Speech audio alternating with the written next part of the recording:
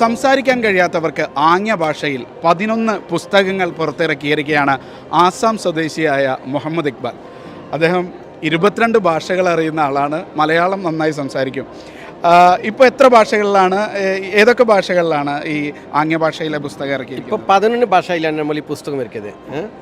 ഒന്ന് അറബി, ഇംഗ്ലീഷ്, ഉറുദു, അതേപോലെ ബംഗാളി, ഹിന്ദി, ആസാമി, നേപ്പാളി, കന്നഡ, തെലുഗു, തമിഴ്, മലയാളം. നേരത്തെ ഇങ്ങനെ ആംഗ്യ ഭാഷയിൽ പഠിപ്പിക്കാനായിട്ട് ഈ ഭാഷകളിലൊക്കെ പുസ്തകം ഉണ്ടോ? ഇല്ല. പുസ്തകമായിട്ട് മാർക്കറ്റിൽ ഇന്ത്യയിൽ തീരെ ഇല്ല. ഖത്താറിൽ, പിന്നെ സൗദിയിൽ 2-3 പുസ്തകമുണ്ട്. ജർദാനിലെ ഡിക്ഷണറി ആയിട്ട് ഉണ്ട്.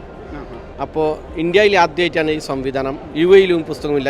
അറ്റ്ലീസ്റ്റ് ബുക്ക് ഫെയറിലും സൈൻ ലാംഗ്വേജിൽ ഡിക്ഷണറി ഇല്ലാത്ത എങ്ങനെ ഖുറാൻ പഠിക്കാനുള്ള ഒരു സംവിധാനമായിട്ട്, ഇല്ലെങ്കിൽ അറബി ഭാഷ പഠിപ്പിക്കാനുള്ള ഒരു സംവിധാനമായിട്ട് ഇവിടെ പുസ്തകമില്ല. ഇപ്പോൾ ഓരോ ഭാഷയിലും ഖുർആൻ പഠിക്കാനാണോ അല്ലെങ്കിൽ അറബി പഠിപ്പിക്കാനുള്ളതാണോ? ഇത് ഇപ്പോൾ പുസ്തകമില്ലാത്ത അക്ഷരവും അറബി അക്ഷരം, പിന്നെ 1-0 വരെയുള്ള ഡിജിറ്റ് നമ്പേഴ്സാണ്.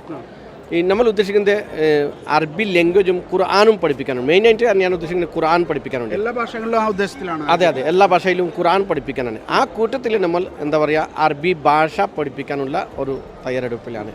ഈ സൈൻ ലാംഗ്വേജിന് ശരിക്കും ഒരു ഏകീകൃത സ്വഭാവം ഉണ്ടോ? ഇല്ല. ഇപ്പോഴും ആ ഏകീകൃത സ്വഭാവം ഇല്ലാത്തതുകൊണ്ടാണ് ഈ ഖുർആൻ പഠിക്കുന്ന വിഷയത്തിൽ നമുക്ക് കുറച്ച് പ്രയാസം വന്നത്. ഇപ്പോൾ ആദ്യം നമ്മൾ എന്താ പറയുക, വേൾഡ് വൈഡ് ഖുർആനിൻ്റെ വിഷയത്തിൽ നമുക്ക് ഏകീകരണ യൂണിഫോം ആക്കാനുള്ള ഒരു ശ്രമം നടത്തണം. അതായാൽ മാത്രമേ ഖുർആനിൽ നമുക്ക് സക്സസ് നമുക്ക് എന്താ ചെയ്യാൻ പറ്റുള്ളൂ. ഇനി കൂടുതൽ ഭാഷകൾ ഇറക്കാൻ ഉദ്ദേശിക്കുന്നുണ്ടോ? അതെ, കുറേ ഭാഷ നമ്മൾ ഇനിയും ഒരു അറ്റ്ലീസ്റ്റ് ഒരു 25 ഭാഷയെങ്കിലും എനിക്ക് ചെയ്യാൻ പറ്റും. എനിക്ക് ചെയ്യാൻ വേണ്ടിയാണ് ഞാൻ ആഗ്രഹിക്കുന്നത്. ഈ സംസാരിക്കാൻ കഴിയാത്തവരുടെ സമൂഹം ഇതിനെ എങ്ങനെയാണ് ആക്സെപ്റ്റ് ചെയ്തത്? വളരെ നല്ല രീതിയിലാണ് ആക്സെപ്റ്റ് ചെയ്തത്. വളരെ പ്രത്യേകിച്ച് കേരളത്തിൽ ഇന്ന് നല്ല റെസ്പോൺസ് കിട്ടി.